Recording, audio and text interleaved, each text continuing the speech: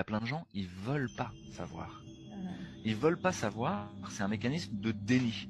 C'est un mécanisme de déni parce que si tu veux savoir et que tu grattes, tu te rends compte qu'en fait, nos institutions sont corrompues.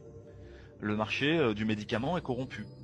La création du savoir, la fabrique du savoir et les études scientifiques sont corrompues.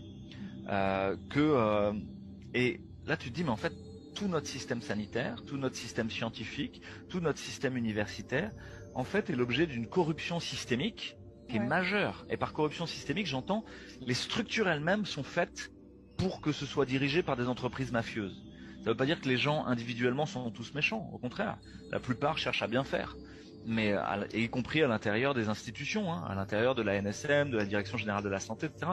Moi, je parle pas des gens. Les gens individuellement, il y en a que quelques-uns qui sont des salopards corrompus. Mhm. L'immense majorité sont plutôt des gens gentils et bien qui cherchent le bien commun, qui cherchent le.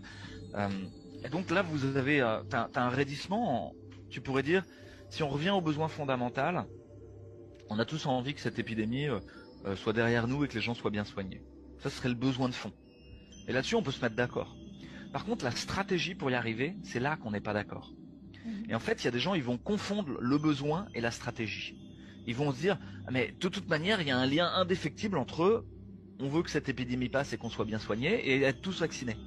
Parce qu'on a créé ce lien de manière hypnotique dans leur cerveau par le mécanisme des médias de masse et de l'ingénierie sociale. C'est-à-dire qu'on a mis en place, dans cette doxa, dans ce récit, dans cette fable, on a mis en place, en plus des éléments de suggestion hypnotique, de manipulation collective, d'utilisation des ressorts de conformisme social, comme dans les expériences de Milgram ou les expériences de H. Et donc, les gens qui sont le plus sensibles à ça, c'est ceux qui ont le plus de diplômes. C'est eux les plus dociles. Pourquoi? Parce que tu as passé 12 ans à faire des études, à faire partie d'une sorte de caste, Ouais. dont les bénéfices secondaires et les avantages en nature sont d'avoir une belle prestance sociale, C'est ça. tu as un beau métier, d'avoir un bon salaire. Moi, je gagnais entre 4 et 6 000 balles par mois. Et encore, j'étais dans le public, d'avoir la reconnaissance de tes pères, de tes proches, de ta famille. Parfois, il y a un gros background familial. Et pour ça, t'en as chié. T'as passé des épreuves initiatiques.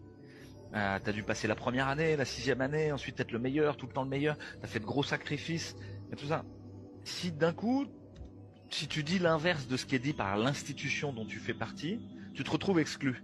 Ouais. Bah, ton cerveau, il va vite faire le choix. Il va dire, je dis ce que je pense moi ou je dis ce que pense l'institution, parce que je vais me retrouver exclu.